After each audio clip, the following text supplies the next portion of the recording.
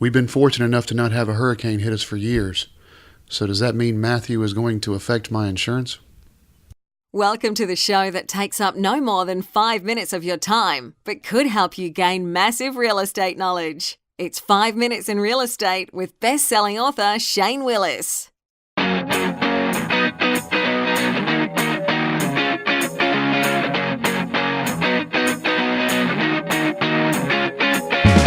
This is a serious storm. It has already hit Haiti with devastating effect. It is now in the process of moving through the Bahamas.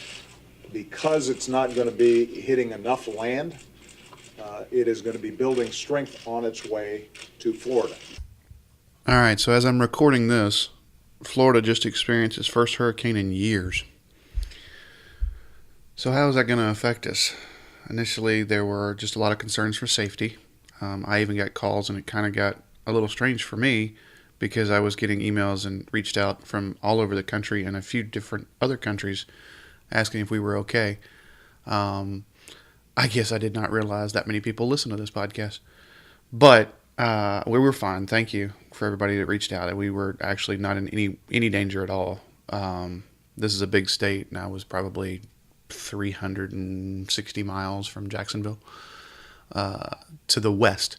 So we were fine. But thanks for reaching out. And so that happened. But then over the weekend, as I was talking to folks, friends, and we were bringing up the hurricane and we were bringing up what was going on, the big concern was, how is that going to affect our insurance now here in Florida? Because this is the first storm in a few years.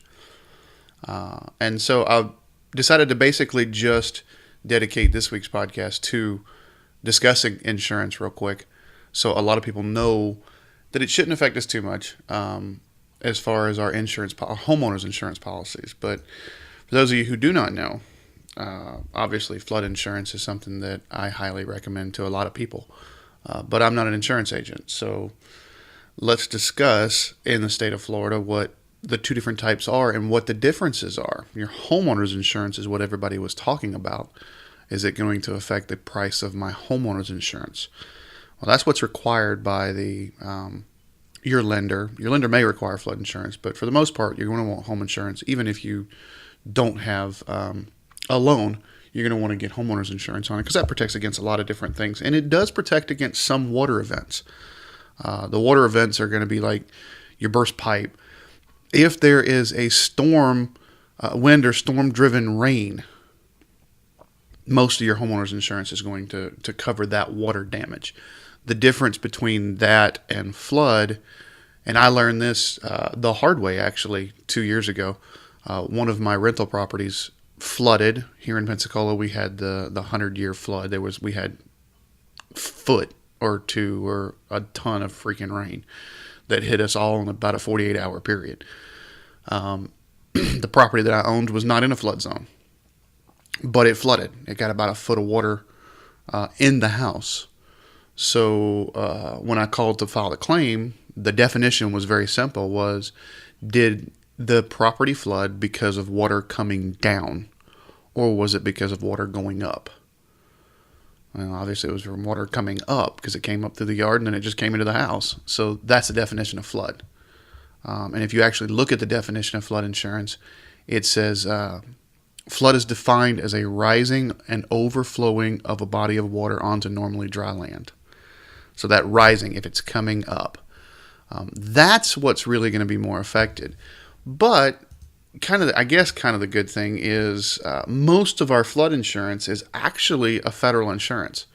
It's written and regulated through the National Flood Insurance Program, which is administered through FEMA. So these are government policies. These are not private insurance policies. Now, I say that with a little bit of caution because I want to give you a little bit more education. In 2012, in Florida, the United States Congress passed the Biggert Waters Act. That extended the National Flood Insurance Program, but there were some other stipulations that happened that even some of our commissioners here, the Florida Insurance Commissioner, warned, hey, you should expect some increase in prices. And that happened in 2013, and just as predicted, we did see some prices start to go up. Now, in March of 2014, Congress passed, the president signed off on the Homeowners Flood Insurance Affordability Act. Now that repealed and modified some of the BW rules that we got passed earlier. It also streamlined. Well, no, it was the precursor. Excuse me. It was the precursor to what our state legislation passed, which was the Senate Bill 542, flood insurance. And it said that we will allow some small companies to write flood insurance, not small companies, small section. They had to be large companies. There was a big standard there. So that you could get some private. They were trying to privatize the market instead of it just being FEMA. So we're trying to privatize the market a little bit to affect pricing, keep pricing down. On top of all of this, so we do have some companies that were able to write flood, but flood is going to be what's mainly affected because that was the mass damage that happened in this particular storm, was the storm surge. So that's what's going to be affected. So FEMA should be handling most of that. Most of our homeowners insurance policies shouldn't be affected all that much. Again, I say that cautiously because there is a handful of companies that this is their first hurricane. They came into Florida. Remember, it's been years since we've seen a hurricane here.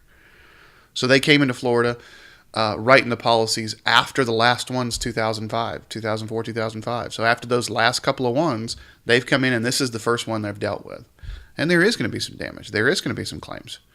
So we'll have to look at their strength. But one of the things I wanted to talk to you guys about, especially up here in the Panhandle where we're looking at, there is a rezoning happening with flood insurance right now. Some areas that didn't require flood insurance now are going to. Some that used to are now not going to. And also because of that act, if you own a property as a homestead, you pay a little bit less of a premium than if you don't. And I know that when my insurance agent called me and told me that, I got aggravated at her, but it wasn't her fault. She just was informing me. My home is not an insurance or a flood zone, but I keep flood insurance anyways because I live close enough to the water that if the storm surge, like if Matthew had hit the way it was here, then I'm pretty sure we would have had a storm surge in my house.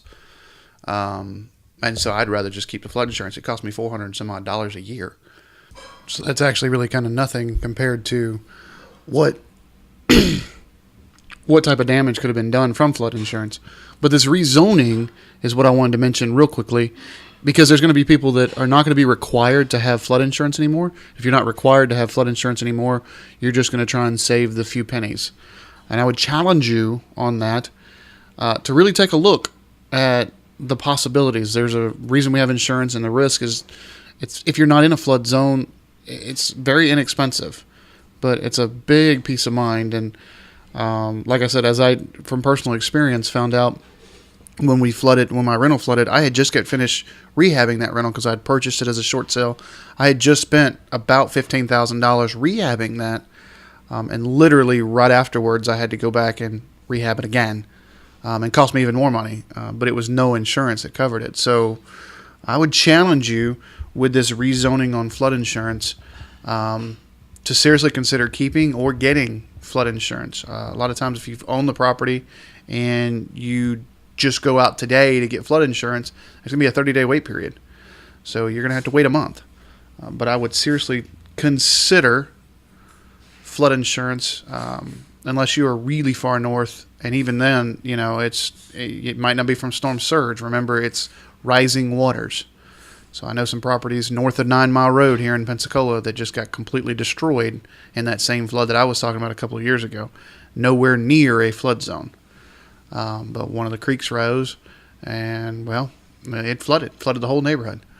So seriously consider that flood insurance. I think that the storm like Matthew will give everybody a chance to go back, kind of reevaluate. Remember, we live in Florida. Just because we've enjoyed years without a hurricane, they do happen here. So reevaluate your insurance, both homeowners and flood. And if you haven't got flood insurance yet, you may want to consider it.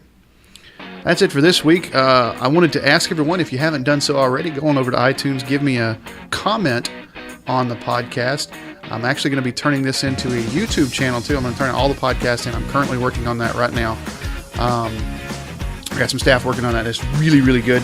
And so we're working on getting a YouTube channel to where every one of these videos or every one of these podcasts will be turned into a video for YouTube, so you can subscribe to that channel. That'll be coming soon. Stay tuned for that. All right, thanks for listening. Have a great week.